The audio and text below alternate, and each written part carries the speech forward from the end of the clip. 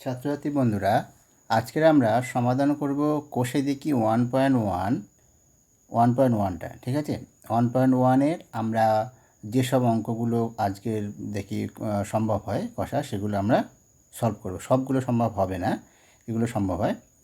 তার মধ্যে 1, 2 তো কমপ্লিট করে 1, 2, 3 আর 4-এর দুটো করব, আর 5-এর সবগুলো, আর 6 থেকে 2 বা 3টে যে কটা হয়। ঠিক আছে, চলো তাহলে শুরু করা যাক। দেখো, এর আগে বলে নিই যে এই দশম শ্রেণীর এই যে অধ্যায়টা, এই অধ্যায় থেকে কিন্তু আমি তিনটে ভিডিও বার করে দিয়েছি। ঠিক আছে, তিনটে ভিডিও আমরা আপলোড করেছি, তোমরা দেখে নিও। সেগুলো হচ্ছে কীভাবে সমাধান করতে হয়, মানে থিওরি বেস ভিডিওগুলো, সেগুলো আমি বলে দিয়েছি বিস্তারিত। আর আজকে যেটা শুরু করতে চলেছি সেটা হচ্ছে সমাধান করব, এই অনুশীলনীগুলো সমাধান করব। ঠিক আছে, প্রথমে হচ্ছে 1.1। দেখো, এখানে যে প্রথমে যে অঙ্কটা আছে, দেখো বলেছে বহুপদী সংখ্যামালার মধ্যে কোনগুলি দ্বিঘাত বহুপদী সংখ্যামালা বুঝে লিখি। কোনটি বা কোনগুলি কেন বলেছে, মানে যে কটা আছে সে কটার মধ্যে সবগুলো হতে পারে, মানে একের অধিক আর কি, একের অধিক হতে পারে বা সবগুলো হতে পারে দ্বিঘাত বহুপদী সংখ্যামালা, বা কোনো একটা হতে পারে। সেই জন্য বলেছে কোনটি বা কোনগুলি হবে সেটা দেখে নেওয়া যায়। তাহলে চলো প্রথমটা দেখে নেওয়া যাক কী হবে। প্রথমটার ক্ষেত্রে দেখো কি বলেছে, যে প্রথমটা যেটা আছে x² - 7x + 2 সমান আছে কি 7x + 2 এটা আছে, এই বহুপদী সংখ্যাটা, সেটা সমান আমরা দেখো একটু সাজিয়ে নিয়েছি। সেটা নিয়েছি 1x² + -7x + 2 এবার সাজিয়ে নিয়েছি। ঠিক আছে, তোমরা যেহেতু বহুপদী সংখ্যামালা এটা দ্বিঘাত কিনা এটা জানতে চেয়েছে, তাই তো, সেটা করতে গেলে ওইভাবে সাজাতে পারো না, বা না সাজালেও হয়, শুধুমাত্র এই x² আগে 1টা তারপর -7x + 2 এবার লিখলেও হতো। ঠিক আছে, যাই হোক আমি ওইভাবে করেছি। এবারে দেখো আমি যেটা করেছি সেটা অ্যাকচুয়ালি হচ্ছে তোমার ওই সাধারণ আকারটা, দ্বিঘাত সমীকরণ সাধারণ আকার হিসাবে সাজিয়ে নিয়েছি, মানে ax² + bx + c এই আকারটা সে সাজিয়ে নিয়েছি। ঠিক আছে, এইভাবে করতে পারো যে কোনো একটা। আচ্ছা দেখো, সাজিয়ে নেওয়ার পরে দেখো কী হয়েছে, এখানে হচ্ছে আমাকে দেখাতে হবে যে বহুপদী সংখ্যামালার ঘাতটা কত। ঘাতটা হচ্ছে 2, তাহলে অবশ্যই দেখো তাই লেখা হয়েছে প্রদত্ত বহুপদী সংখ্যামালায় চলরাশি এক্সের সর্বোচ্চ ঘাত হচ্ছে 2। ঠিক আছে, এবং x² সহগ হচ্ছে 1, এটা আমাকে দেখাতে হবে। সহগ যদি 1 না হয় তাহলে দ্বিঘাত সমীকরণ হবে না। সহগটা 1, এটা ≠ 0, এটা দেখাতে হবে।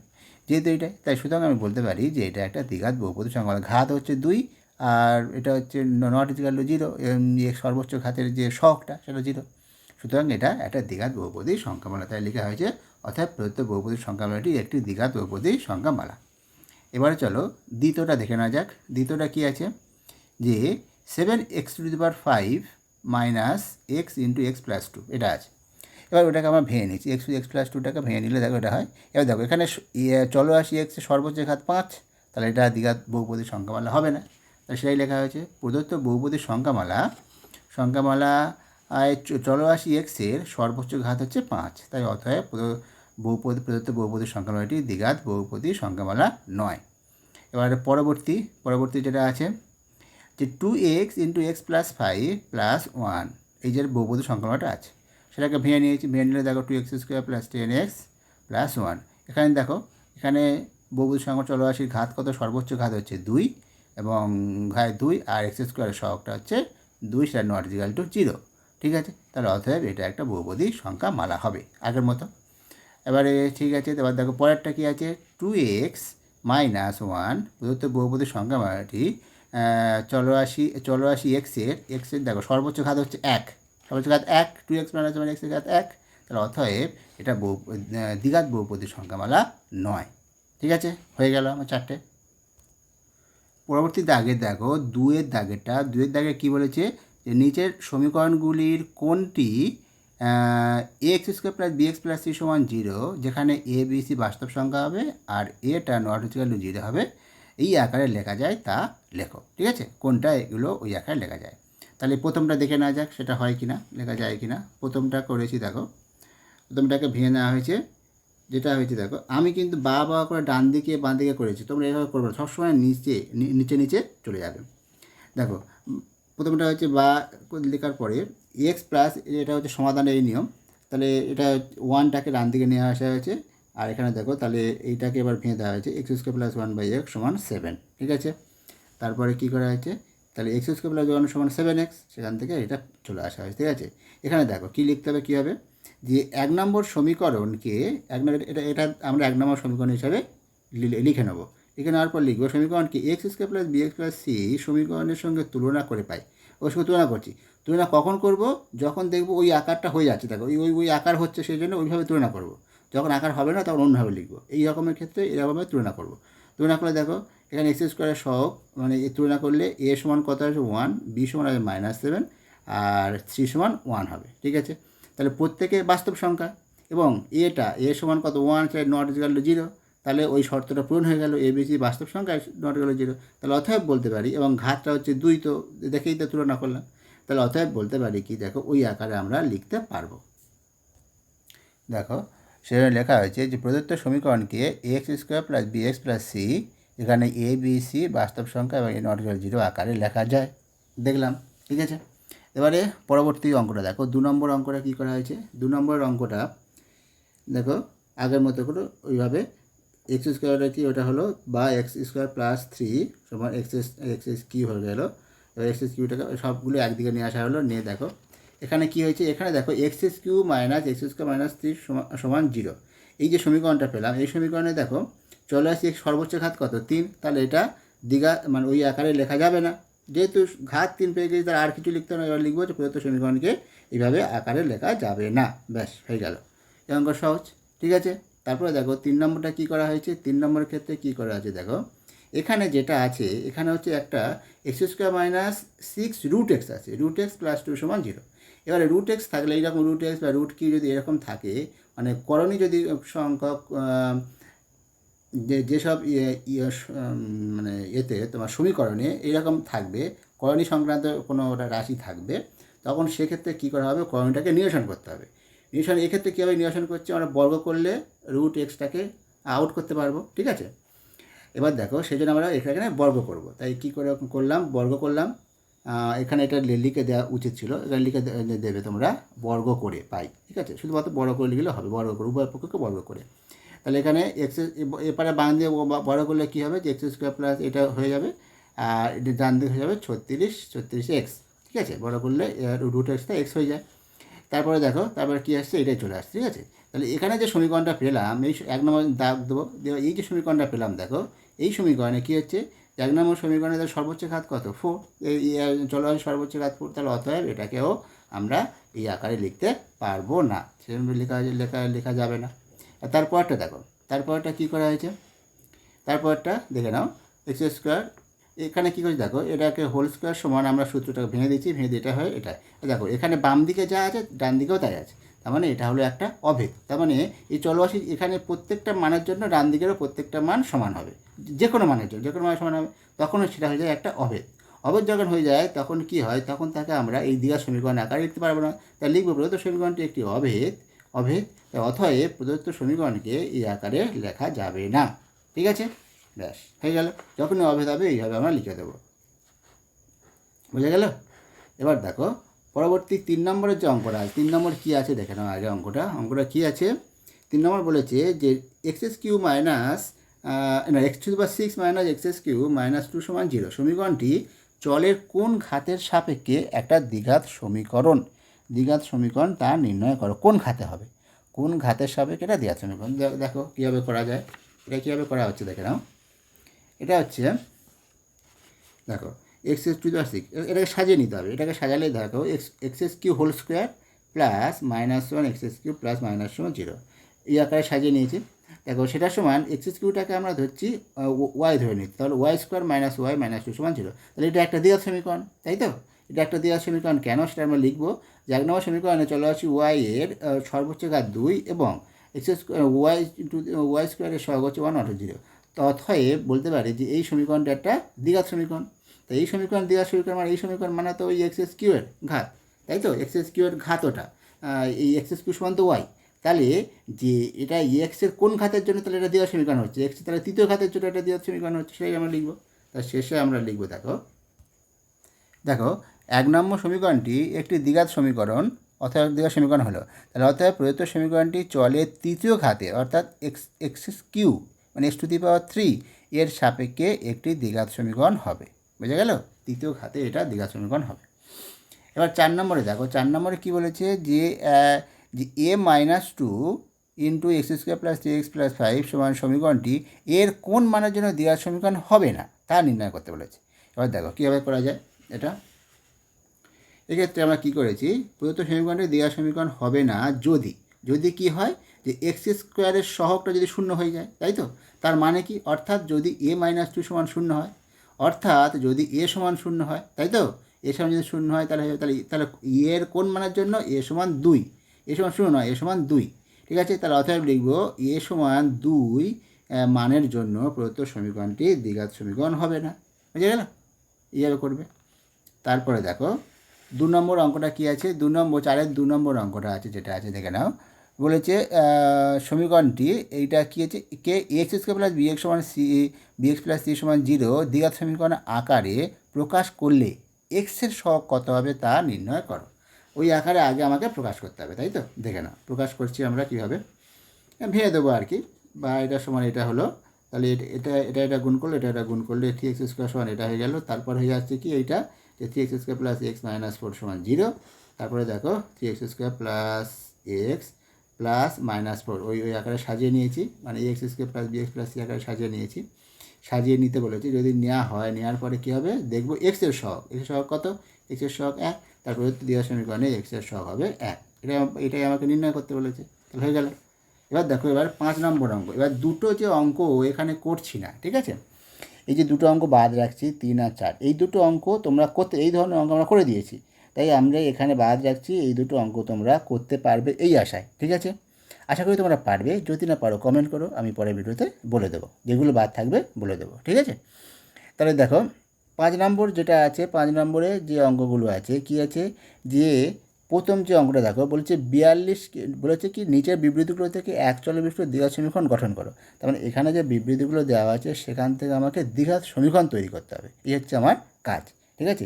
এই সমীকরণ গঠন করা, কোনো বিবৃতি দেওয়া থাকলে সেখান থেকে সমীকরণ কীভাবে গঠন করতে হয় এই ধরনের ভিডিও কিন্তু আগে আমরা আপলোড করেছি, সেটাই দেখে নিতে পারো, তার বিস্তারিত জানতে পারবে। আজকে শুধু আমরা এই কয়েকটা উদাহরণ যেগুলো যে অঙ্কগুলো আছে, প্রশ্নগুলো, সেগুলো আমরা সমাধান করছি, ঠিক আছে? দেখে নাও। তাহলে প্রথমটা কি আছে, 42কে এমন দুটো অংশ বিভক্ত করি যাতে এক অংশ অপর অংশের বর্গের সমান হয়। আচ্ছা, এটা করার আগে বলি, যারা এত দূর পর্যন্ত দেখছো তাদেরকে বলি যে তোমরা যদি ভালো লাগে ভিডিওটা তাহলে একটু লাইক করে দিও, হ্যাঁ, আমাদের ভালো লাগবে। আর তোমাদের বন্ধুদের সঙ্গে শেয়ার করো যাদের প্রয়োজন এটা, ঠিক আছে?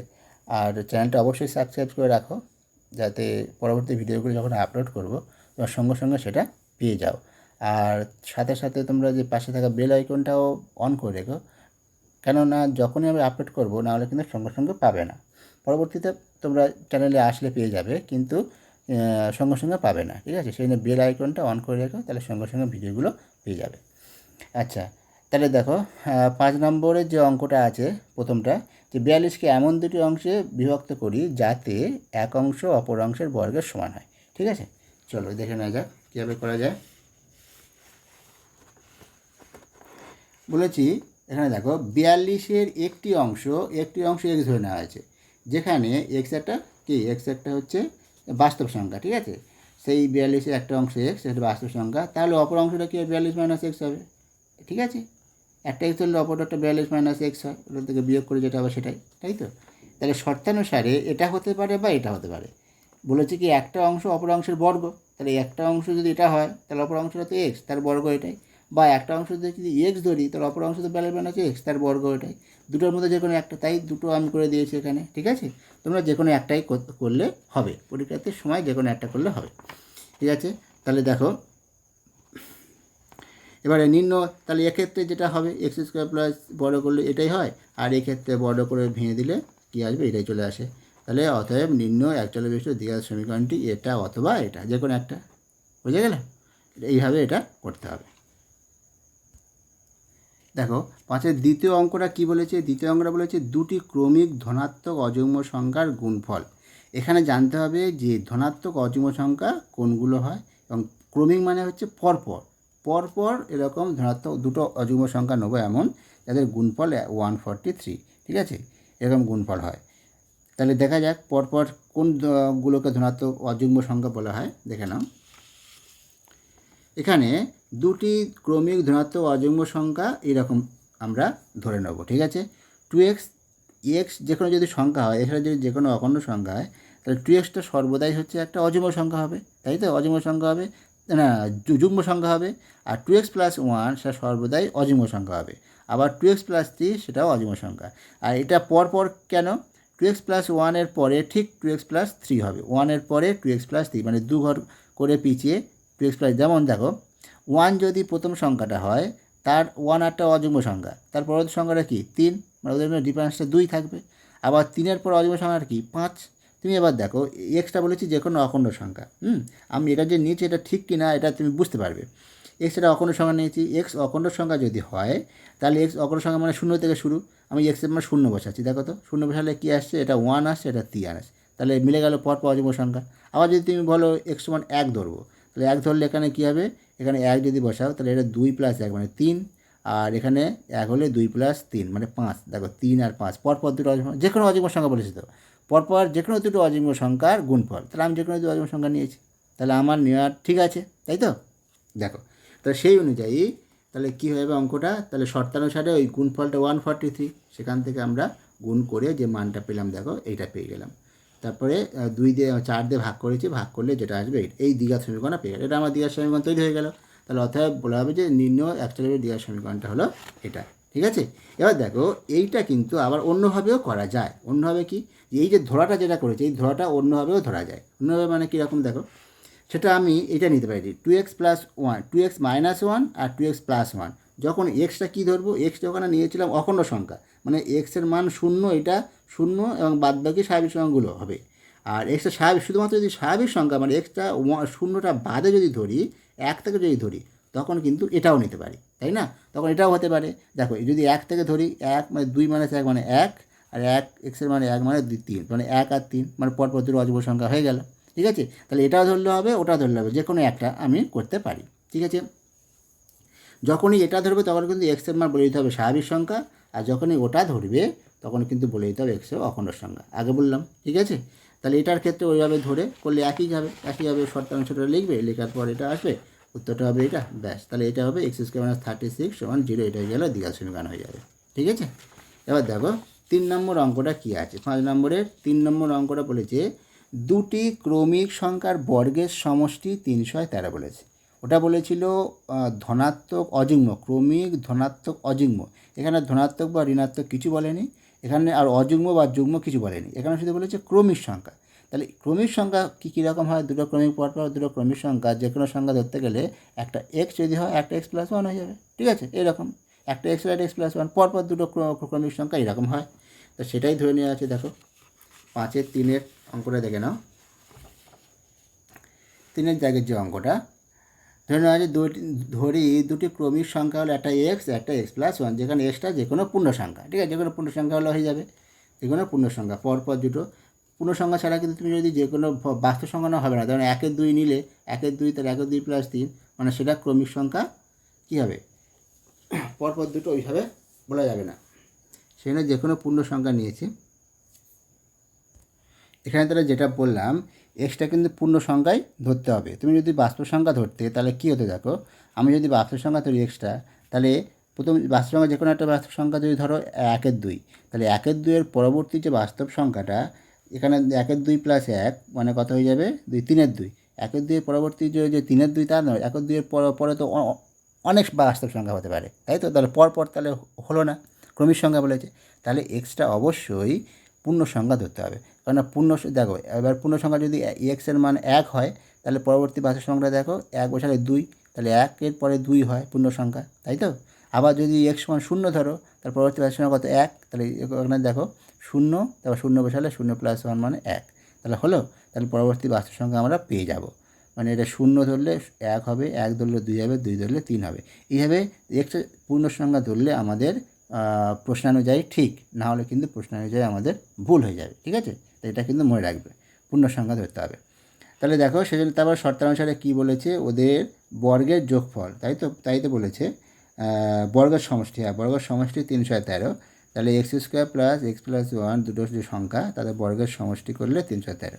সেখান থেকে আমরা ওটা বর্গটাকে ভেঙে দেবো, ভেঙে দিলে যেটা আসে দেখো সেটা করে নিলে এইটা হয়ে যাবে এইটা হয়ে গেল, সমীকরণটা পেয়ে গেল। তাহলে নির্ণয় একচল্লিশের দ্বিঘাত সমীকরণটি হলো বলে এইভাবে লিখে দেবো।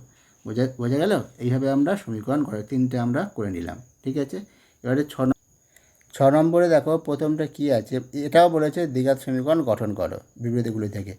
কীভাবে করা যায় দেখো, বলা হয়েছে যে একটি আয়তকার ক্ষেত্রের কর্ণের দৈর্ঘ্য 15 মিটার দেওয়া আছে, তার দৈর্ঘ্য প্রস্থ অপেক্ষা 3 মিটার বেশি, দৈর্ঘ্য প্রস্থ অপেক্ষা 3 মিটার বেশি, ব্যাস। তাহলে এটা আমরা কীভাবে সমীকরণ তৈরি করি দেখো। প্রথমে আমরা ধরে নিয়েছি, দেখে নাও এখানে যে আয়তকার ক্ষেত্রটা, ধরি আয়তকার ক্ষেত্রের প্রস্থ হচ্ছে এক্স মিটার, তাহলে তার দৈর্ঘ্য কত হবে, 3 মিটার বেশি বলেছে, তাহলে এক্স প্লাস 3 মিটার।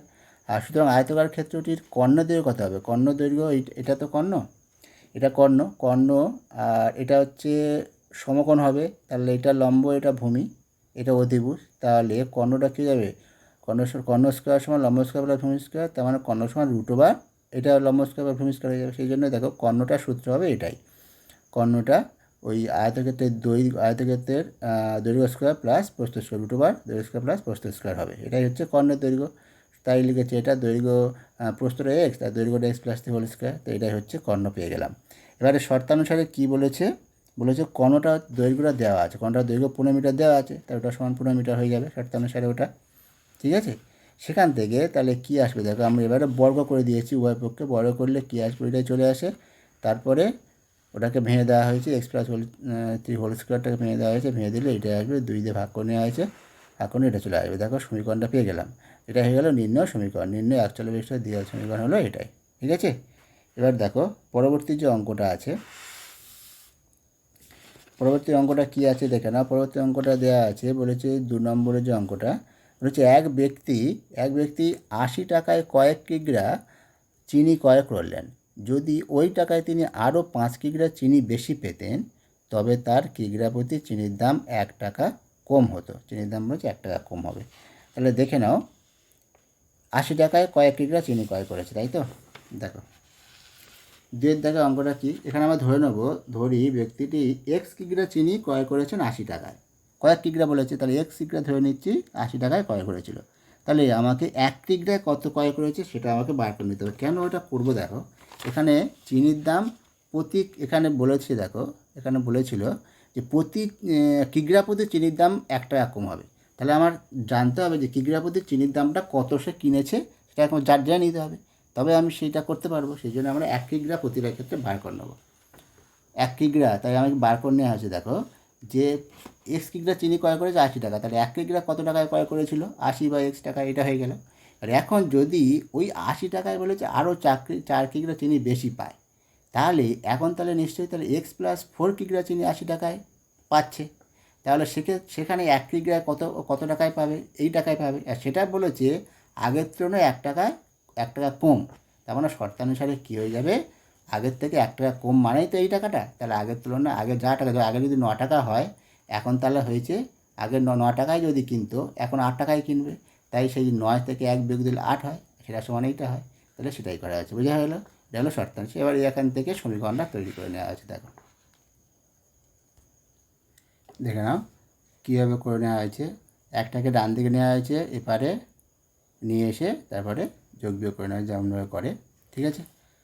তারপরে এটা হয়েছে এক্স স্কোয়ার প্লাস 4x সমান 320, সেখান থেকে আমরা এটাই পেয়ে গেলাম, ঠিক আছে, এই সমীকরণটা পেয়ে গেলাম।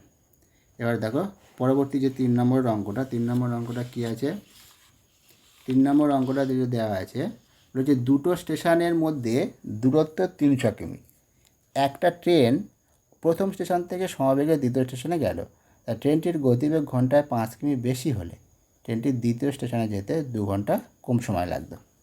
তাকে এটা কীভাবে করা যায়, এখানে কীভাবে করা আছে দেখো, ট্রেনটির গতিবেগ আগে ধরে নিতে হবে, ট্রেনটির গতিবেগ ধরে নেওয়া হয়েছে x কিমি পার ঘন্টা, মানে ঘন্টায় x কিমি, তাহলে দুটো স্টেশনের মধ্যে দূরত্ব দেওয়া আছে 300 কিমি। তাহলে প্রথম স্টেশন থেকে দ্বিতীয় স্টেশনে যেতে ট্রেনটির সময় কাটালে কত লাগবে, তাহলে সময় লাগবে, সময় গতিবেগ আমরা কি জানি, গতিবেগ সমান দূরত্ব বাই সময়, তাহলে সময় সমান কত হবে, দূরত্ব বাই গতিবেগ। তা দূরত্ব তো 300 কিমি দেওয়া আছে, আর গতিবেগ তো এক্স কিমি ধরে নেওয়া আছে, এক্স কিমি পার ঘন্টা, তাহলে সময় লাগবে কত, 300/x ঘন্টা, এটাই হবে। এবার 10টির বলেছে গতিবেগ ঘন্টায় যদি 5 কিমি বেশি হতো, বেশি হলে তার গতিবেগ হবে কত, x+5 কিমি হয়ে যাবে, 5 কিমি পার ঘন্টায়, এটা হয়ে যাবে গতিবেগ।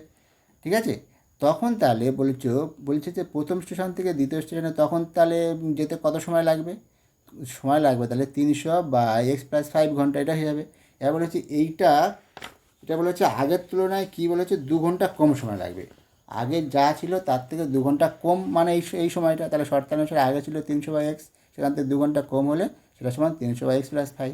ঠিক আছে, আর আগের মতো কী করব, ওই 2টাকে ডান দিকে নেব আর ওটাকে বাঁ দিকে নিয়ে চলে আসবো, 300/x+5টাকে বাঁ দিকে নিয়ে এসে যেভাবে, তারপরে লসাগু করবো, লসাগু করলে x×x+5 হয়, তারপরে যেভাবে করতে হয় এটা। ঠিক আছে, এটা করলে যেটা আসবে দেখো, এটা হলো 1500 এটা, তারপরে ওটাকে গুণ করে নেওয়া হলো, এদিকে চলে এলো, তাহলে কত হলো, x² + 5x - 750 সমান 0। এটাই হয়ে গেল নির্ণয় আমার দ্বিঘাত সমীকরণ। ঠিক আছে, তাহলে আজকের এইটা দেখো, এটা হলো নির্ণয় দ্বিঘাত সমীকরণ। তাহলে আজ এই পর্যন্ত থাকলো, আর বেশি বাড়াচ্ছি না, কেন অনেকটা সময় অনেকটা লম্বা হয়ে যাবে। তাহলে দেখো, এখনও আরও ভিডিওগুলো মানে আরও যেগুলো অঙ্কগুলো আছে ওগুলো পরবর্তী ভিডিওতে আমরা আলোচনা করব। আর আশা করি তোমরা এগুলো চেষ্টা করো, এই যে ভিডিওটা আজকে দেখার পর আশা করি তোমরা ওগুলো পারবে। হ্যাঁ, না পারলে আমি পরবর্তী ভিডিওতে ওগুলো সব বলে দেবো, বাদবাকি যেগুলো আছে। তাহলে যদি ভিডিওটা ভালো লাগে থাকে তাহলে লাইক দিও, বন্ধুদের সঙ্গে শেয়ার করো, আর চ্যানেলটা অবশ্যই সাবস্ক্রাইব করে রাখো, যাতে পরবর্তী ভিডিওগুলো সঙ্গে সঙ্গে তোমরা পেয়ে যাও, আর সঙ্গে সঙ্গে বেল আইকনটা অন করে রেখো। তাহলে আজ এই পর্যন্ত, তাহলে ভালো থেকো প্রত্যেকে।